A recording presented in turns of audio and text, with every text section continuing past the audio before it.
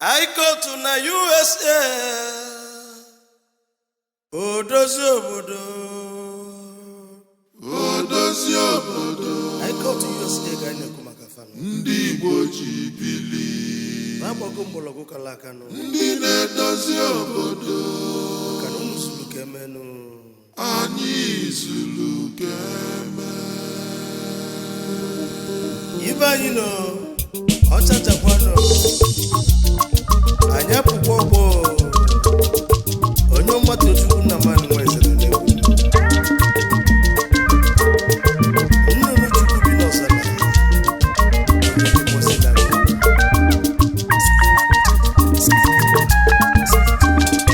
yes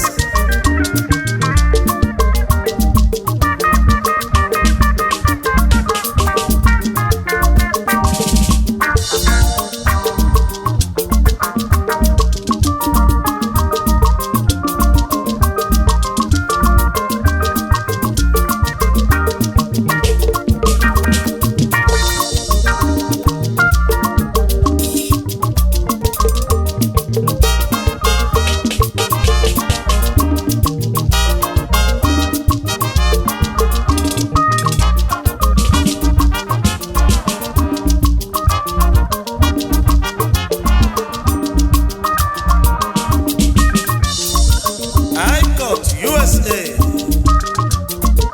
unu so n'ife a na-emenụ Igbo Council of Traditional Title Holders USA aba anyị fụrụ ya n'anya nụ maka na ife fụnanya bụ eziokwu nke nnụ na ntị basịnụ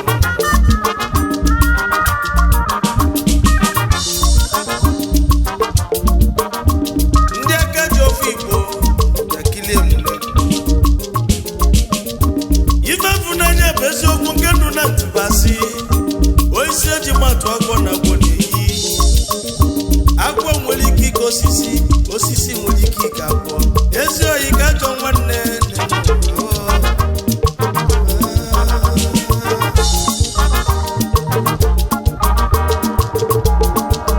ndị na-edozi obodo anyị ndị na-edozi obodo Icott USA edozi obodo Onyeoma Tochukwu na-ekele ndị na-edozi obodo ndị Igbo Council of Traditional Title Holders na USA America Icott ndị Igbo ji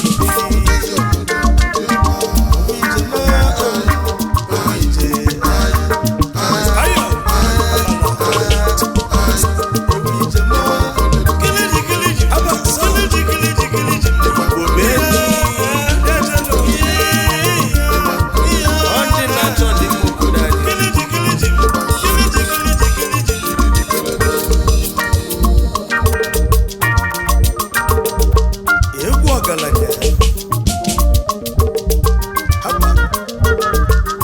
Icott dịka ugo chalachanụ maka na ugo chacha enwezi ojuju unu dịka ijele maka na ijele na mmọnwụ ụzada gbada mmanụ ife ijele dịkarịsịa mmụọ ndị ọzọ niile nụ ka ndị Icott jikarịsịa na USA ife mfụ ka m na-ekwu ọbịa m n'uche kwuo m ya n'ọnụ ọbịa m n'ọnụ agwọ m ya n'egwu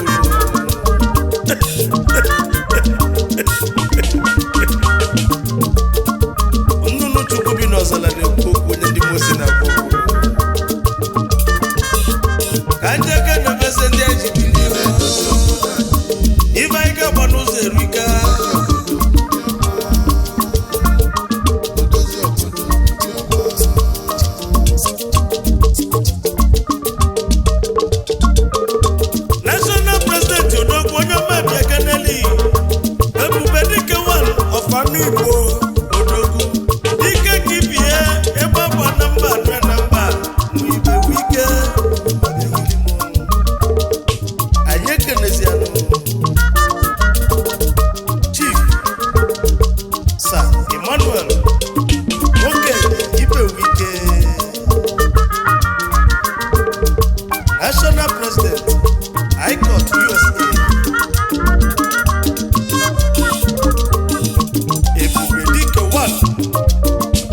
ọfama Igbo ebube dịka Igbo ji eje mba ịgba akwa na mba na mba asị na ezigbo mmadụ adịrọ feta onye ọma na ọga imelụ mụ na ndị egwu m na ọgwụchukwu ya na ezigbo dozi akụ Igbo lọl Ngozi Ibewike ezi nwanyị gabanụ n'iru n'ọya balụ Icott USA unu nwere nwee mfụ Icott mma mmanụ unu nwee mfụ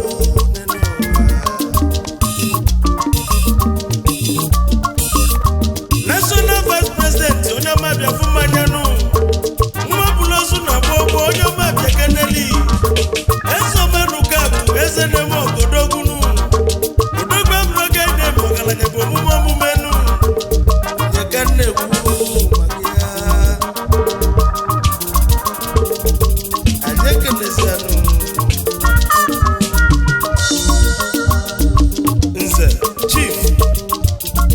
Prince Adibe National Vice President Icott USA Nze Nwakibie 1 na Agụma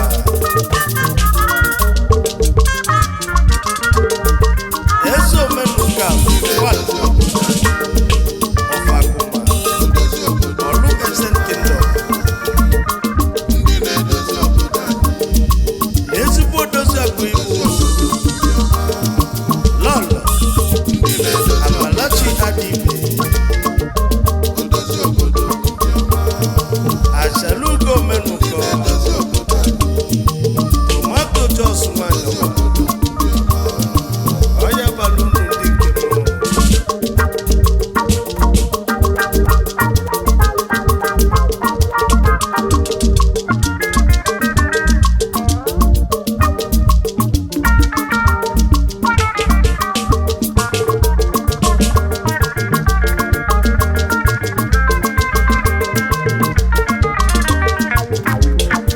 anyị mekata anyarị ọnya na-egwu nkwa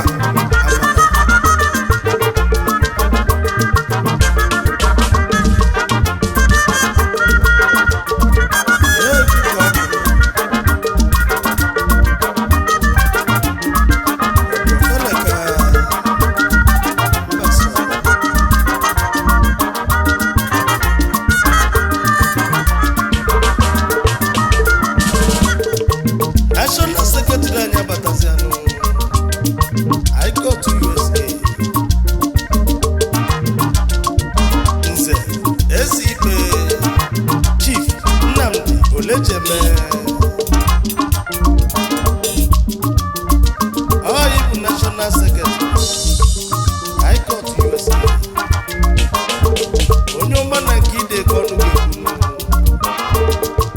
aka na-edela anya akwụkwọ delu gabanụ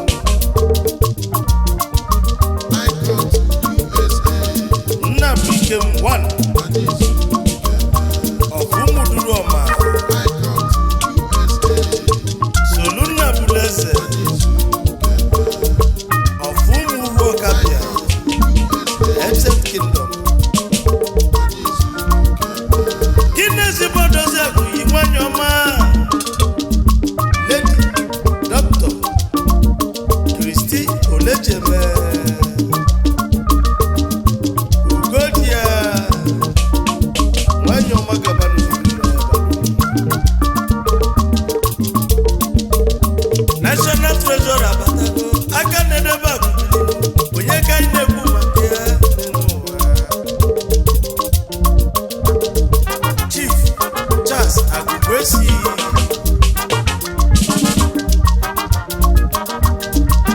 Ikuku ụlọ 1 of Isiala Ụmụọsụ National Treasurer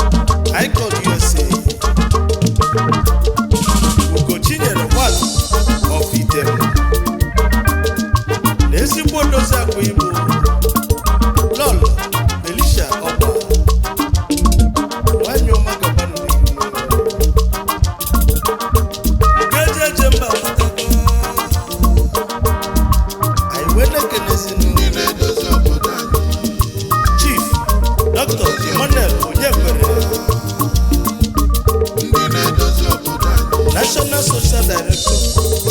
Icott USA KJJ Number 1 of Obama Ezinite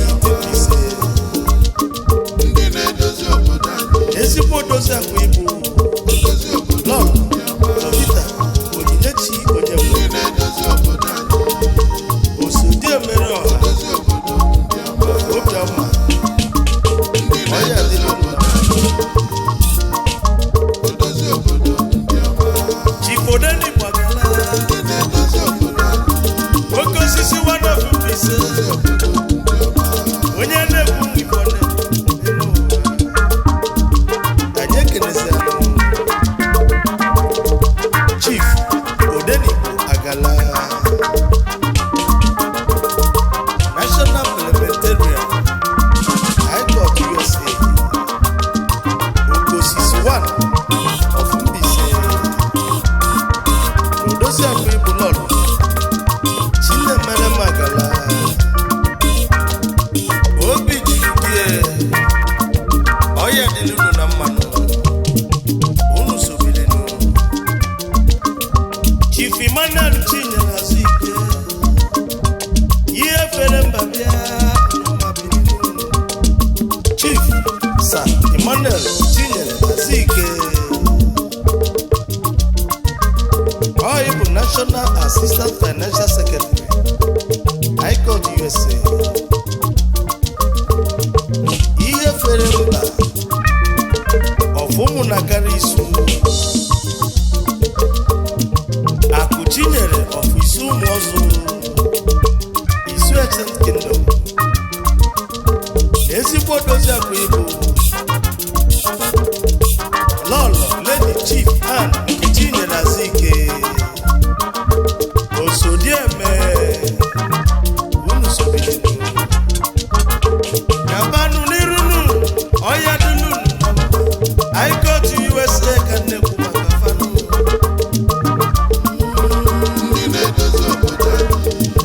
Maazị Ifrem Ekwuna Ọdụuche National Assistant Secretary Icott USA Ochefu of Obunike Ochefu of Obunike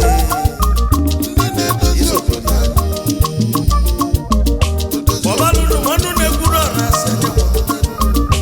ebubetere mba nwanụ onye ga nnekwu maka ya Chief Barrister Peter Ajonuma National Legal Adviser Icott USA ebubechere mba 1 of Umuofi Exent Kingdom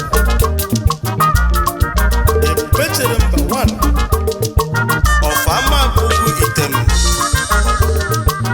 ezigbo dozi akwa ibu lọl Chief Chioma John Chinyere 1 of Amagugu Item Eselema of Umuofi Exent Kingdom ọya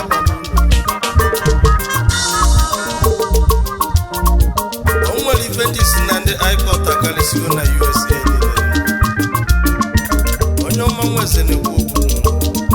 mana onye nwere uche ya ghọta ife na-ekwu ekwu a na-abịa n'ihu Icott mmadụ nọkwa ya a na-achọ mmadụ achọrọ na mmadụ bụ mmadụ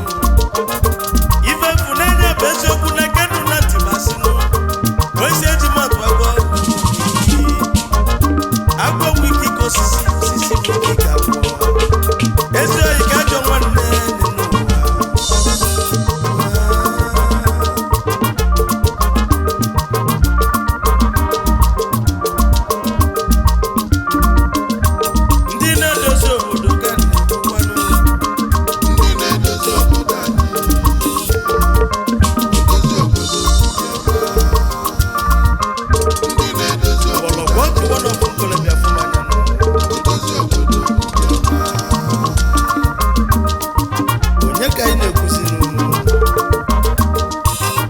Chief Sir Stanley Nzekwesili onye dum mgbọrọgwụ ọjị nkwele oke osisi President Emeritus Icott USA ime ezigbo dozie akụ ihe nwanyị ọma ezigbo dozie akụ egwu Lọlọ Lady Francisca Onyedum National Women Leader Icott USA Lọlọ ọzọ one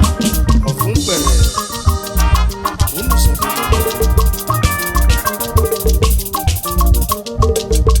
kedu maka Chief Dr. Raphael Okware National Vice President Emeritus Icott USA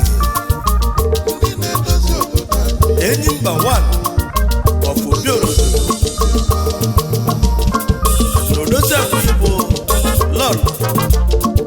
Dr. Happiness Okware Ugenyi one of Obioro Unusobilinu Chief Sabinus Anyadike Ega Balaba Bedene Unusobilinu Chief Sabinus Anyadike Ega Baraba one of Ula Nondugwa N'odozi Akụyibo Lord Athlete Adugo Anyadike Unusobilinu Chief Sezebu Sururu Milidio Hama Onyeoma Tochukwu Chief Sir Ezebu Sururu Milidio Hama one of Ugilimbano N'odozi Akụyibo Lọlọ Adanna Duru Ahụdia unu dị anyị mmanụ kedu maka Chief Dr. Peter Egwomu Ugochinyere one of Aba Ugochinyere gị na-ezigbo odozi akụyi Lọlọ Rose Egwomu nwanyị mma ndị na-edozi obodo anyị Icott USA Onyeoma Tochukwu na-ekele ndị Igbo Council of Tradition Title and Holders na USA America Icott ndị Igbo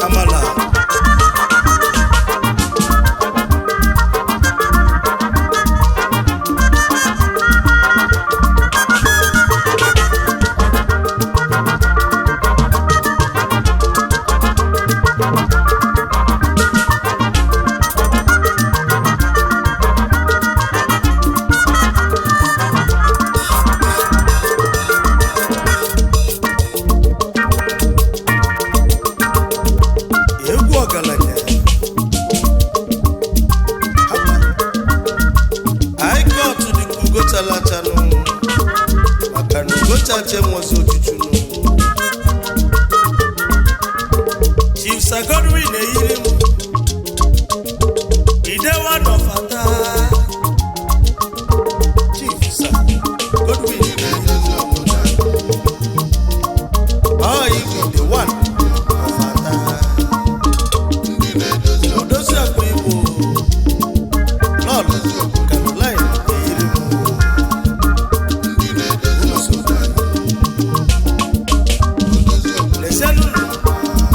Chief Sir Lambert Ezala